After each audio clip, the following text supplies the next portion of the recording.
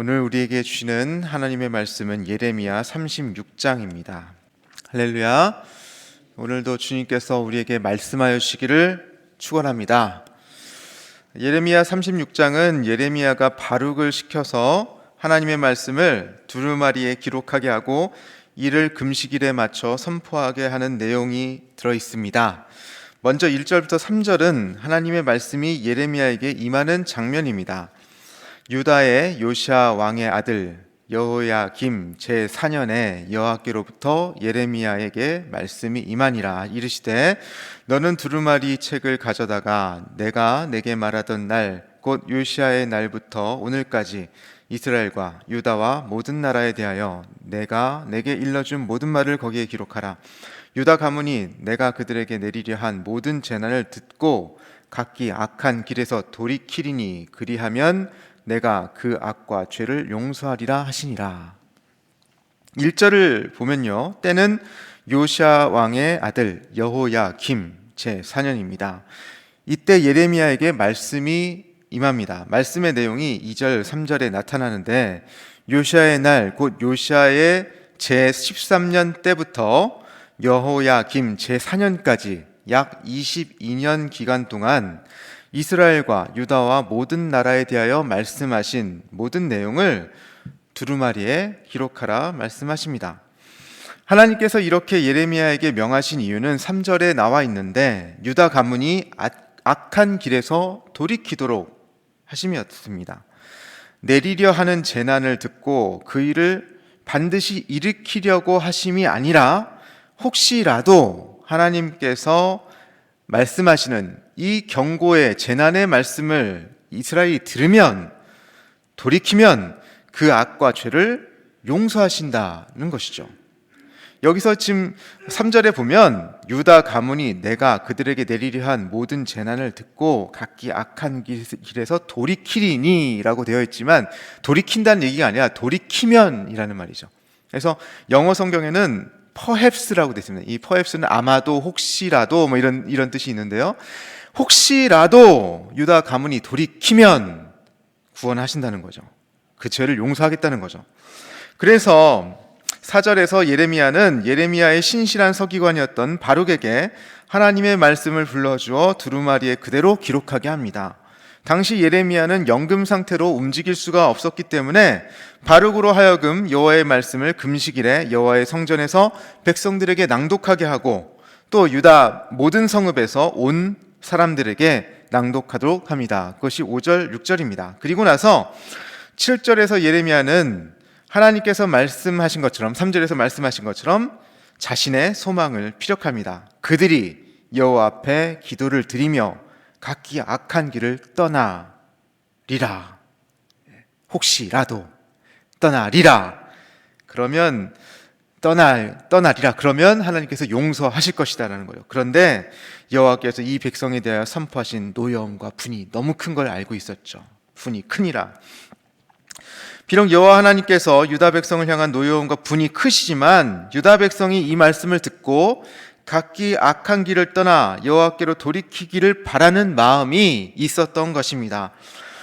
본문에 나타난 금식일은 종교적 절기로서 금식일이 아니었습니다. 이것은 바벨론의 느부갓네살 왕이 팔레스타인 지역을 해안을 따라서 블레셋을 멸망시키고 블레셋 성을 함락시키고 많은 사람들을 포로로 두었다라는 것을 그런 소식을 듣고 나서 유다는 엄청 긴장하고 있을 상태였습니다.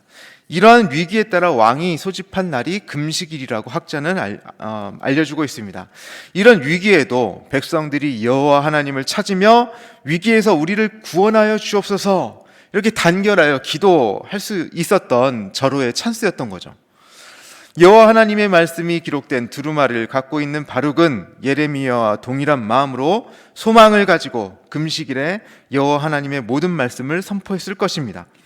그는 여호와의 성전에서 말씀을 선포하면서 어쩌면 이렇게 기도했을 것입니다. 여호와 하나님이시여, 우리 유다 백성들에게 회개의 영을 허락하여 주옵소서. 말씀을 듣는 왕으로부터 모든 백성까지 주님 앞에 회개하고 다시 주님께로 돌아가게 하옵소서. 이런 마음으로 주님의 말씀을 전하지 않았을까요? 8절에서 바룩은 여호와의 성전에서 여호와의 모든 말씀을 낭독했습니다. 9절 여호야김 제5년 9월에 금식일이 선포되었습니다. 바룩은 사반의 아들 서기관 그마랴의 방에서 하나님의 말씀을 기록한 예레미야의 말을 모든 백성 앞에서 낭독했습니다. 그마랴의 아들 미가야는 기록된 여호와의 말씀이 너무나도 심각한 내용임을 알고 이를 왕궁에 알렸습니다. 왕궁 서기관의 방에 있던 모든 고관들, 엘리사마, 들라야, 엘라단, 그마랴, 시드기야 등 이 사람들은 미가야가 바룩이 낭독한 내용을 전하는 내용을 듣고 모두 깜짝 놀라서 이 말씀을 왕궁에 전하기로 하였습니다. 15절에서 바룩이 그들 앞에서 하나님의 말씀을 낭독했을 때 16절에서 그들은 듣고 서로 놀랐다라고 하는 것이죠. 서로 듣고 놀라 서로 보며 왕에게 아뢰리라. 17절에서 고관들은 바룩에게 작성 경위를 묻고 18절에서 바룩은 선지자 예레미야가 불러주는 대로 직접 먹으로 기록했다. 하나님의 말씀이다 라고 얘기하는 것이죠. 그곳에 있던 고관들은 그래도 하나님의 말씀을 진지하게 취급했고 혹시라도 왕이 그들을 체포할지 모르기에 바룩에게 예레미야와 함께 은밀한 곳에 숨어 있으라 19절에서 말을 하고 있습니다. 20절부터 장면이 바뀝니다. 고관들은 왕에게 나아가 이 모든 말을 왕에게 아뢰입니다. 겨울 궁전에 머물러 있던 왕은 여우디를 보내어 두루마리를 가져오게 하여 모든 고관의 귀에 낭독하게 하였습니다. 여우디가 두루마리를 읽어갑니다. 서너 쪽을 여우디가 읽으면 왕은 칼로 그것을 베어서 화로불에 태워 버렸습니다. 그렇게 모든 하나님의 말씀이 읽혀지고 말씀 두루마리는 화로에 던져져 태워졌습니다. 겨울 궁전에 있던 왕과 신하들의 반응은 24절에 나와 있습니다. 왕과 그의 신하들이 이 모든 말을 듣고도 두려워하거나 자기들의 옷을 찢지 아니하였고, 그나마 큰 문제라고 여겼던 엘라단과 들라야와 그마랴가 왕께 두루마리를 사르지 말도록 아뢰었으나 왕은 들을 마음이 없었습니다. 우리는 23절, 24절에서 왕의 행동이 첫 번째는 감정적이라는 것을 알게 되고 둘째는 하나님의 말씀에 대한 어떤 경각심이나 두려움도 없다는 것을 알게 됩니다. 게다가 셋째, 충신들의 바른 증언에도 귀를 기울이지 않는다는 것을 알게 되는 것이죠. 정말 여호야김이 금식일을 선포하고 하나님께 나아가고자 하는 마음이 있었더라면 그가 지금 한가하게 겨울 궁전에만 틀어박혀 있지는 않았을 것입니다.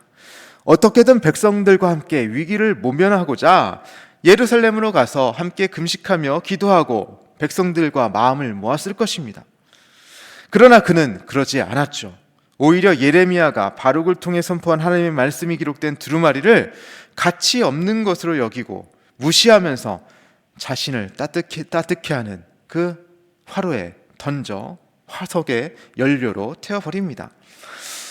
하나님께서 이 장면을 보시면서 얼마나 마음이 아프셨을까요? 아니, 얼마나 분노하셨을까요? 여호야김은 있어야 할 자리에 있지도 않았고 하나님께서 기름 부으신 왕의 역할도 제대로 감당하지 않았습니다. 오히려 그는 이전에 하나님의 말씀을 대언하였던 선지자를 잡아 죽였던 것처럼 26절에서 또 바룩과 선지자 예레미야를 잡으라 명합니다. 잡아 죽이기 위함이었겠죠. 이미 여호야김은 하나님께서 유다를 다스리신다는 개념을 상실한 지 오래였습니다.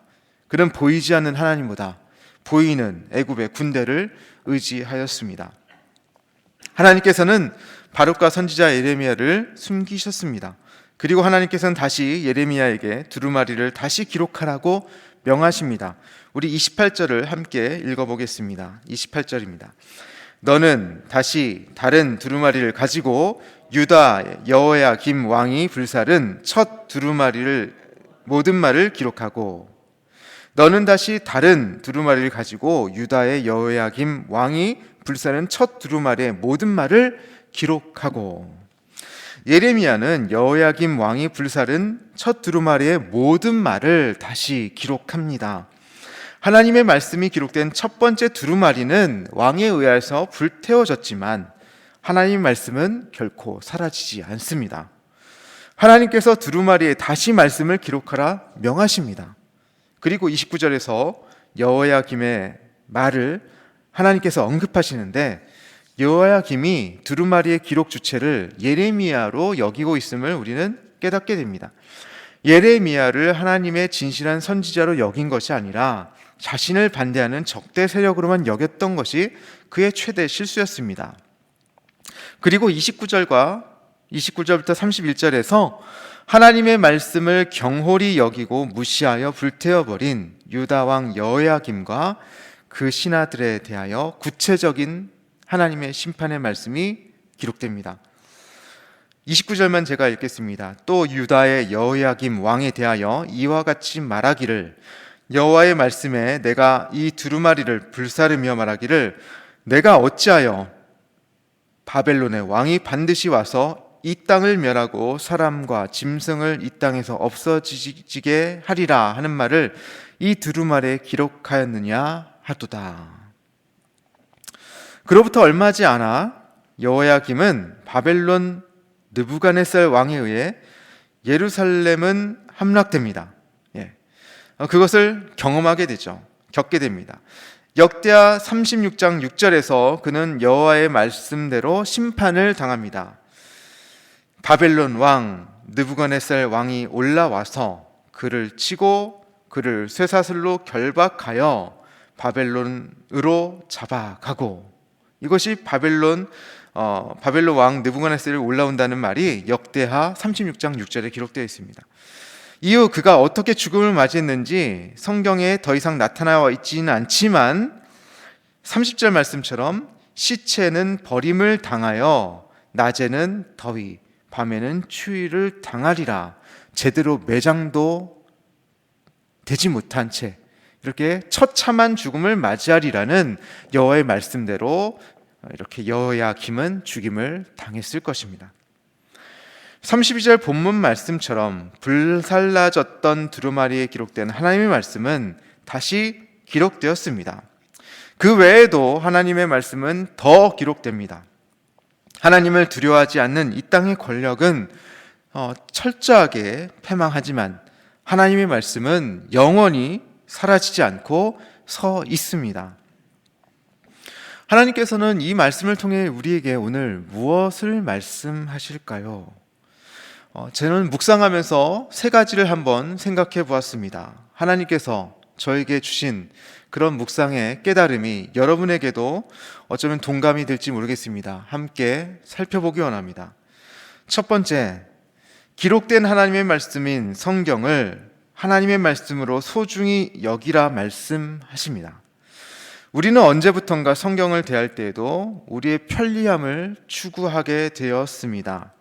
제가 10여 년 전에 외국에 나가 왔을 때 성경에 지퍼를 단 것은 우리밖에 없었습니다.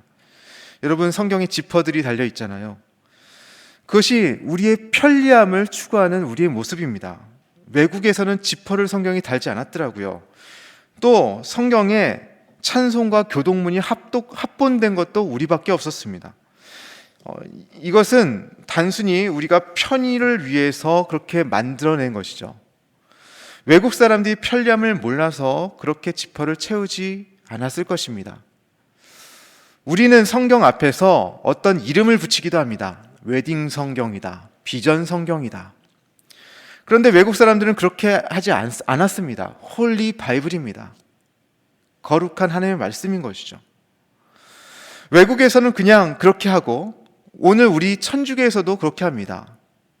성경, 그들의 성경에는 성경 두 글자만 새겨져 있습니다. 한국의 개신교가 어쩌다 이렇게 성경을 편의주의식으로 우리의 편의대로 이름하고 또 그렇게 만들었는지 모르겠습니다. 우리가 하나님의 말씀에 지퍼를 채우고 그렇게 굳게 잠근 채 무거운 성경책을 집에 두고 교회에서는 스마트폰으로만 성경을 열람하는 동안 우리는 하나님을 제대로 바라보지 못하게 된 거 아닙니까? 다시 한번 우리의 동기를 살펴봐야 할 것입니다. 우리의 동기가 불순하다면 다시 성경을 소중히 여기는 마음으로 다시 한번 나아가야 할 것입니다. 두 번째, 하나님의 뜻에 상관없이 하나님으로부터 멀어진 우리의 뜻과 마음을 하나님께로 돌이키라고 말씀하시는 것 같습니다. 예레미야나 바룩이 하나님의 말씀을 금식일에 선포하려 했을 때 그 마음을 함께 느껴봅시다.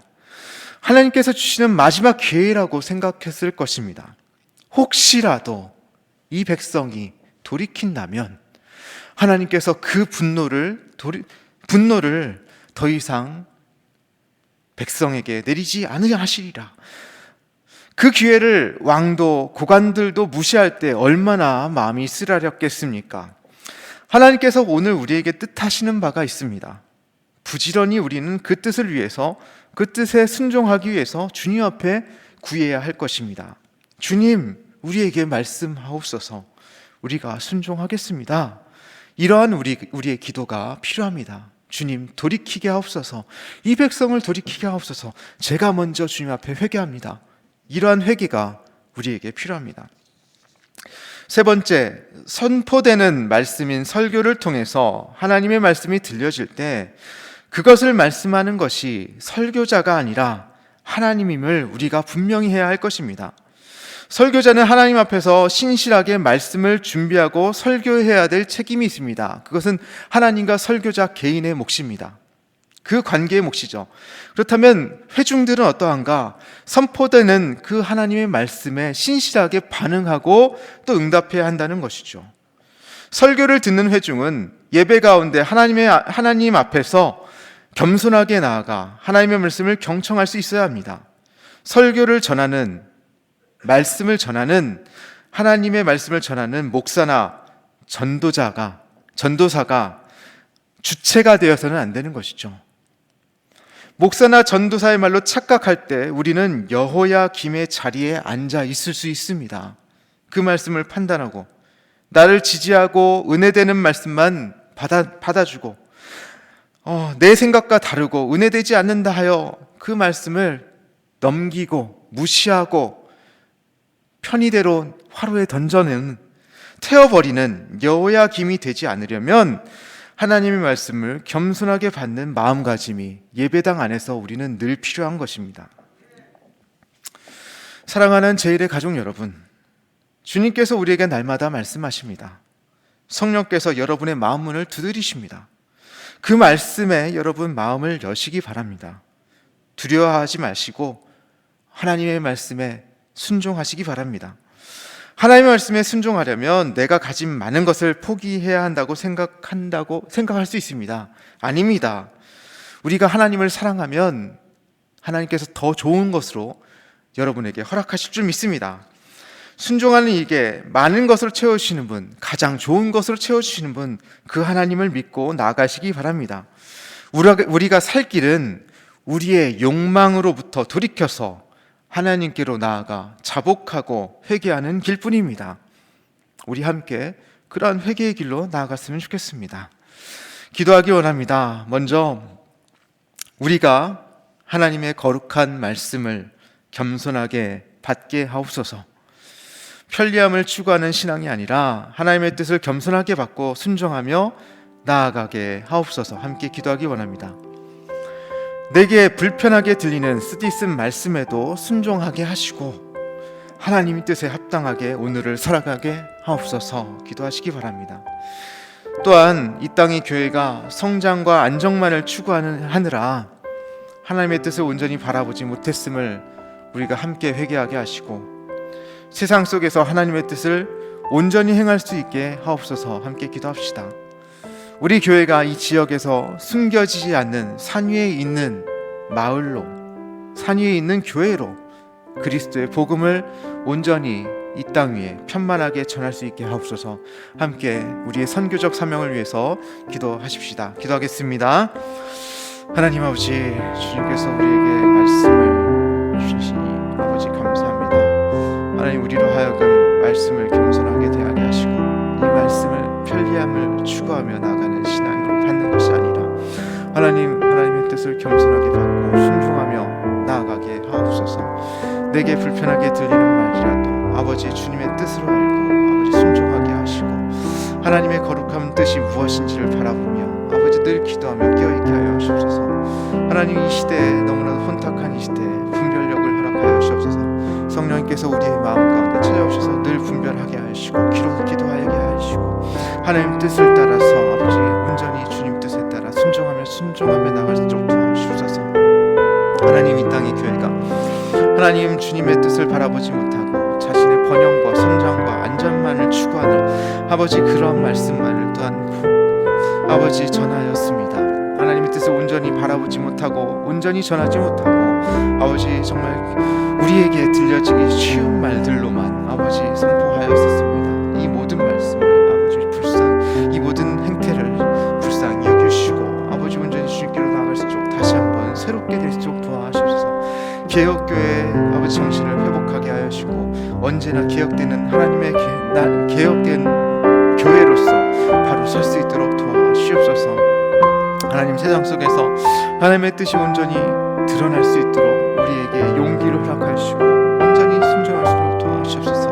우리 교회가 아버지 광양지역과 순천지역 가운데서 온전히 숨겨지지 않는 산 위의 교회로서 산 위에 있는 마을로서 기능할 수 있도록 주님 도와주시고 아버지 세상 속에서 그리스도의 복음을 온전히 전할 수 있도록 아버지 온전히 선포할 수 있도록 선교적인 사명을 감당할 수 있도록 도와주시옵소서.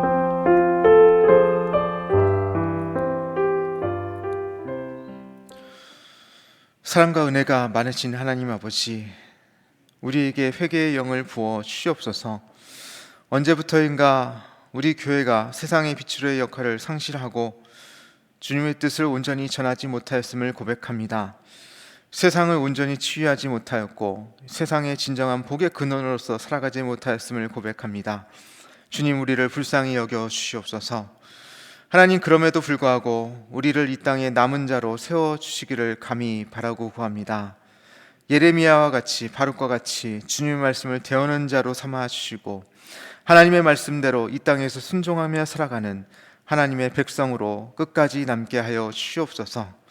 우리의 힘만으로는 되지 않음을 고백합니다. 주님, 우리의 강팍한 심령을 새롭게 하여 주시옵소서. 우리가 구약의 백성들이 옷을 찢고 죄를 뒤집었으며 회개하였던 것처럼 우리의 가치와 우리의 낡은 생각과 우리의 모든 허탄한 것들과 모든 소유와 기득권을 찢고 주님 앞에 철저하게 낮아져 주님의 음성을 듣게 하여 주옵소서. 그리하여 어렵고 혼란스러운 이 시대를 하나님의 도우심을 경험하며 진실하게 하나님의 방식으로 위기를 극복할 수 있는 그런 힘과 능력을 허락하여 주시옵소서. 예수님의 이름으로 간절히 기도하옵나이다. 아멘.